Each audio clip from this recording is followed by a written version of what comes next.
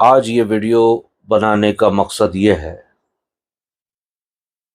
कि हम उन मजलूम फ़लस्तीनियों की मदद कैसे कर सकते हैं। देखिए, हम हिंदुस्तान में रहते हैं,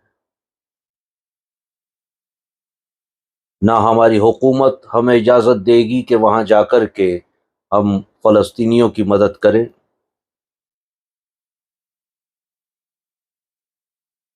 ना हम यहाँ से कोई मदद पहुँचा सकते हैं। लेकिन फिर भी एक सवाल होगा रोज़े महशर में, जब ये फ़लस्तीन के मासूम औरतें, आदमी और बच्चे जो जुल्म का शिकार हो रहे हैं, वो अल्लाह तबारक व तआला के सामने हमसे पूछेंगे। अल्लाह ताला की बारगाह में वो अर्ज करेंगे कि इन लोगों ने जब हम पर जुल्म व सितम हो रहा था तो हमारी क्या इमदाद की, क्या मदद की। क्या जवाब देंगे हम अपने रब को, और क्या जवाब देंगे हम अपने नबी अकरम सल्लल्लाहु अलैहि वसल्लम को। किस मुंह से खड़े होंगे हम उनके सामने। अब आप कहेंगे कि मदद कैसे करें, क्योंकि हमारी सरकार तो वहां जाने की इजाजत देगी नहीं, और ना हम कोई सामान यहां से भेज सकते हैं, ना कोई ऐसा मदद यहां से भेज सकते हैं जैसे अभी सीरिया, लिबनान वगैरह या जहां कहीं से भी मदद पहुंच रही होगी, उस तरीके से हम नहीं कर सकते। और आपके जरिए जो भी मुझे सुन रहे हैं, देख रहे हैं, उनसे भी मैं मुखातिब हूं।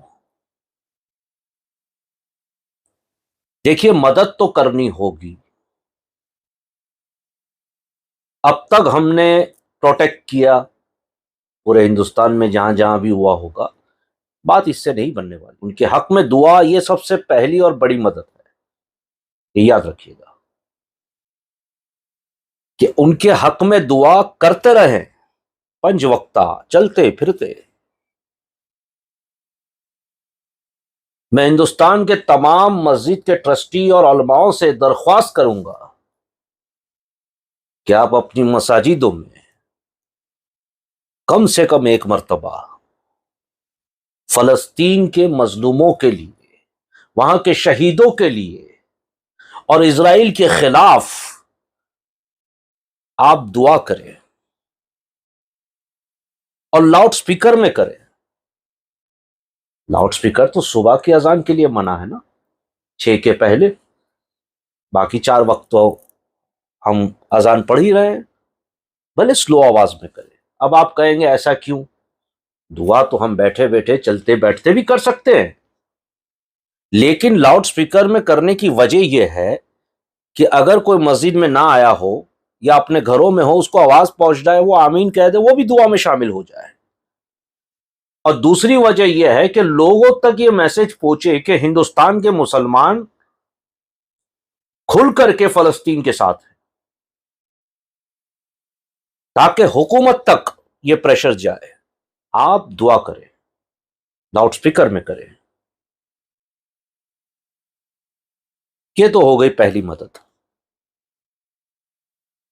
देखिए, एहसास कीजिए, थोड़ी देर के लिए आंख बंद करके सोचिए कि हम यहां बैठे हैं और हमारे घरों पर मिसाइल गिर रहे हैं, बम गिर रहे हैं, हमने अपने अपनों को खोया है। ये जब तक आप में एहसास नहीं होगा, फीलिंग नहीं आएगी, तब तक आपको ये जो फिलिस्तीन वालों का जो दर्द है, वो आप महसूस ही नहीं कर पाएंगे। दूसरी बात, और अहम बात, दूसरी मदद यह है कि इजराइल से जुड़े हुए जितने भी प्रोडक्ट हैं उसे बैंड कीजिए। और ऐसा नहीं सिर्फ अभी, हमेशा के लिए बैंड कीजिए। देखिए, इससे पहले भी शायद, मुझे याद है, एक दो मर्तबा हमने बैन किया था, मगर फिर से शुरू हो गए। अभी मैंने न्यूज में 2-4 दिन पहले ही कुछ देखा, मुझे याद नहीं किस मुल्क की बात हो रही थी या किस शहर की। वहां 1 घंटे के लिए वहां पर भी बैन लगा दिया गया। लेकिन जब बैन लगाया है इसराइल के प्रोडक्ट पर, तो 1 घंटे के अंदर 13,000 करोड़ का नुकसान हुआ इजरायली कंपनी को। जिस चीज पर भी वो जो चीजें थी सारी मिला करके 13,000 करोड़ 1 घंटे का। वो शहर मैं नहीं जानता, मेरे जहन से निकल गया नाम, मगर छोटा सा शहर है, शायद आप जानते होंगे। तो जरा सोचिए तो सही हिंदुस्तान के मुसलमानों, कि जब 1 घंटे में 13,000 करोड़ का नुकसान हो सकता है, हम हिंदुस्तान के लोग अगर इजराइल का बॉयकॉट करते हैं हर चीज में। अब आप कहेंगे जो आपने वीडियो में डाला या जो हम खाते हैं रोजाना, जो इजराइल का प्रोडक्ट है, वो तो हमें यादें बंद कर देंगे। बाकी कौन सा प्रोडक्ट इजराइल से आता है या इजराइल कंपनी बनाती है या इजराइल को उससे फायदा पहुंचता है, वो हमें कैसे पता चलेगा? यहां एक बात याद रखिए, आप कैसे पता कर लेते हैं कि फलानी चीज कहां मिलेगी, कितने की मिलेगी, कैसे मिलेगी? गूगल से पता करते हैं ना। इसी तरीके से तो पहले गूगल कीजिए कि जो मैं चीज खाना चाहता हूं वो किस कंपनी से है, क्या वो इजराइल का प्रोडक्ट तो नहीं है? अगर हां, बंद कर दीजिए। हम अपनी हिंदुस्तान की चीजें खाएंगे जिससे हमारा मुल्क भी तरक्की की ओर बढ़ेगा, हमारी चीजें हम खाएंगे।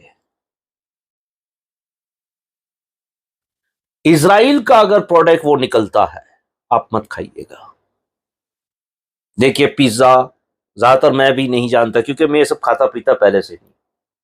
फिर भी आपको बता दूं, पिज्जा है, कोक है, पेप्सी है, बहुत से जूते हैं, कपड़े हैं, मेकअप है औरतों के, और बहुत अनगिनत चीजें हैं जो इजराइल प्रोडक्ट करता है, प्रोडक्शन करता है जिसका। अब इतनी सारी चीजें तो जहन में रहेंगी नहीं, जो रोजमर्रा हम खाते हैं वो चलो ठीक है कि भाई ये इजराइल का, हम इसको बंद कर देते हैं। मगर बाकी चीजें, बाजार में गए, मॉल में गए, कुछ लेना है तो कैसे लेंगे? तो समझ लीजिए कि ये चीज आपको पसंद आ गई, वो कंपनी का नाम आप सर्च कीजिए, लिखिए ये कंपनी कहां की है। अगर वो इजराइल की प्रोडक्ट निकलता है उसे मत लीजिए, और दुकान वालों को कहिए कि ये मुझे पसंद था, ये मुझे लेना था, लेकिन मैं इसीलिए नहीं ले रहा हूं क्योंकि ये इजराइल का प्रोडक्ट है, ताकि दुकान वाले जो हैं ये भी समझ जाए ये भी जिहाद है। कई किस्म के जिहाद है, आप वीडियो मेरा देखिएगा, कई किस्म के जिहाद, ये भी जिहाद है। जरा आप सोचिए, आप इजराइल का प्रोडक्ट लेते हैं, खाते हैं, 2%, 3%, 5% इजराइल कंपनी को तो मिलता ही है, मगर वो कंपनी इजराइल को भी उतना टैक्स अदा करती होगी ना।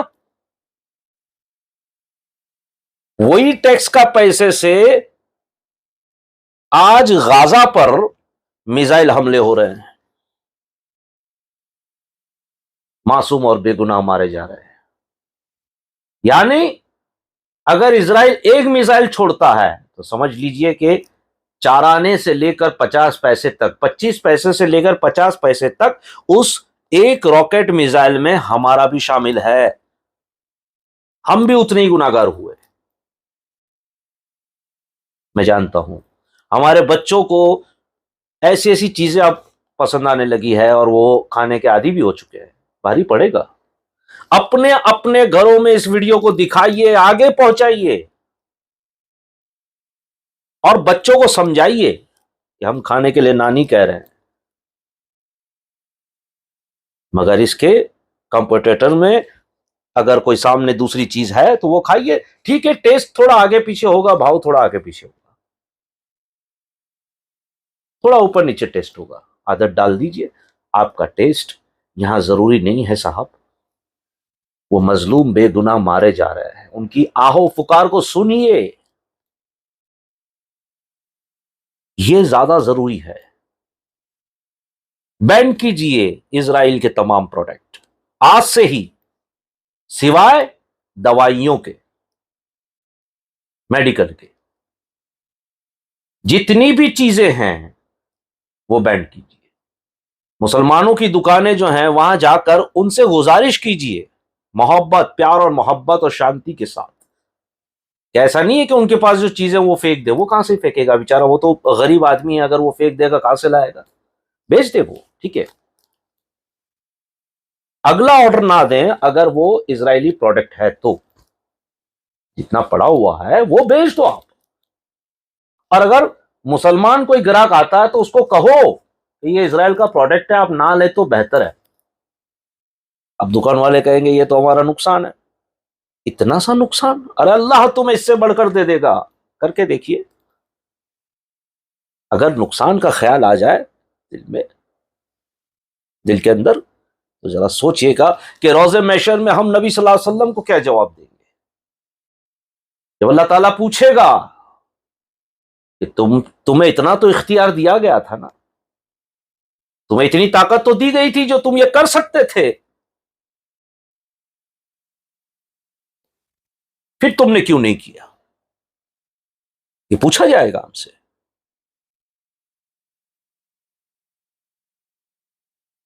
मेरा जो चैनल है इल्म दीन, जिसमें वाकयात, मसाइल, बहुत सारी चीजें मैं कोशिश करता हूं आप तक पहुंचाने की।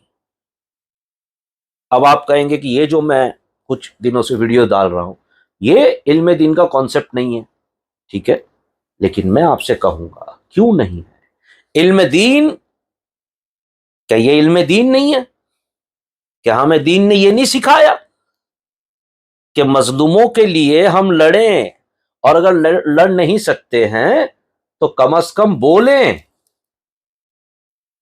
और अगर बोलने की भी ताकत ना हो तो उसको बुरा जाने। सरकार की हदीस है। ऐसा नहीं कि आपके घर में अभी समझ लीजिए कोई प्रोडक्ट है, कोई जो भी आप ले लीजिए, कोई मशीन है इसराइल का और प्रोडक्शन का, जो वो बना हुआ वहां की कंपनी का, या कोई ऐसी कोई क्रीम वगैरह है, ना फेंकिए, ठीक है, उसको यूज कीजिए आप, क्योंकि उसका तो ऑलरेडी आप पेमेंट दे चुके हैं, वो पहुंच गया इसराइल। आइंदा, आज से ही आइंदा आप कोई भी प्रोडक्ट ना ले। ये जंग 2 दिन चले, 2 साल चले, 50 साल चले, मुद्दा ये नहीं है। मुद्दा ये है कि हम आखिरी दौर में जी रहे हैं। आप हमेशा ये सोचते छोटा वीडियो, छोटा वीडियो, तो कोई किस्से कहानी का वीडियो नहीं है। अगर बदलाव लाना है तो बड़े वीडियो भी देखा कीजिए।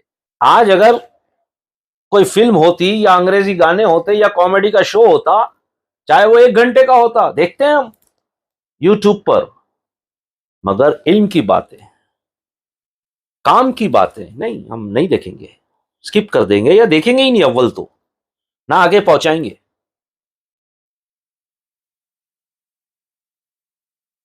हमको अपने हिस्से की जिम्मेदारी निभानी होगी। बात शुरू हुई थी प्रोडक्ट की। अगर आपके दिल में थोड़ी सी भी इंसानियत बची है, और ये सिर्फ मुसलमानों के लिए नहीं है, खास करके मुसलमानों के लिए जरूर है, लेकिन इसमें हमारे हिंदू, क्रिश्चियन, ईसाई सारे लोग इसमें शामिल है, कि अगर आपको लगता है कि वो गलत हो रहा है और आप मेरी बात से इत्तेफाक रखते हैं, सेटिस्फाई हो, तो ये आपके लिए भी मैं कह रहा हूं। अगर आप ये करते हैं, अल्लाह तबारक व तआला आपको खूब नवाजेगा। और फिलस्तीनियों की, गाजा में जो है अभी जो हो रहा है, उनकी मदद के लिए जो लोग भी जा रहे हैं, उनमें हमारा नाम दर्ज हो जाएगा। हमें सोचने की जरूरत है, एहसास की जरूरत है। आज हर जगह आप देखें, बड़ी बड़ी शख्सियतें जो हैं खामोश हैं, कुछ बोल रहे हैं, ज्यादातर खामोश हैं। कहीं ईडी की रेट ना आ जाए, सीबीआई ना आ जाए, अरे कोई परवाह नहीं। मैंने पहले ही कहा था, और आज भी कहता हूं तमाम पीरान हजरात और खुसूसन जो सैयद है उनसे मैं अपील करता हूं, किसी भी प्लेटफॉर्म से बात बोलिए, क्योंकि सैयद जब भी बोला है इनकलाब आया है। चाहे वो हमारे मुल्क की बात हो या हमारे कौम की बात हो, कहीं का भी मसला हो, वो चाहे फिलिस्तीन गाजा का हो, इराक का हो, अफगानिस्तान का हो, मणिपुर का हो। अब देखिए मणिपुर में बेकसूर और बेगुनाह मारे जा चुके हैं कितने, अब भी चल रहा है वहां। मगर अफसोस हमारे पीएम को वहां का वीजा ही नहीं मिल रहा है।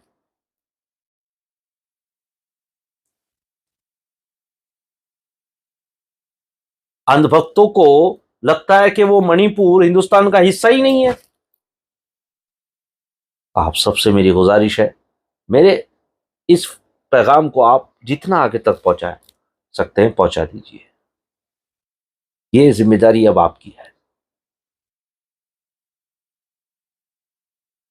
चाहे आप इस वीडियो के जरिए आप पहुंचाएं या वीडियो को ही आगे पहुंचाएं, ये जिम्मेदारी आपकी है। ईमानदारी से पहले तबलीग घर से ही शुरू होती है, तो घर वालों को ही आपको पाबंदी लगानी होगी। और उन घर वालों से भी मैं गुजारिश करता हूं,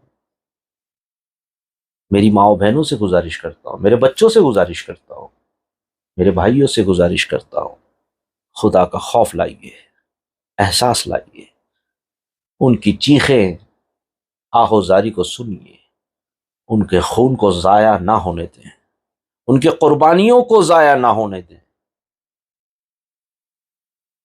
उन पर होने वाले हमलों का हिस्सा ना बने।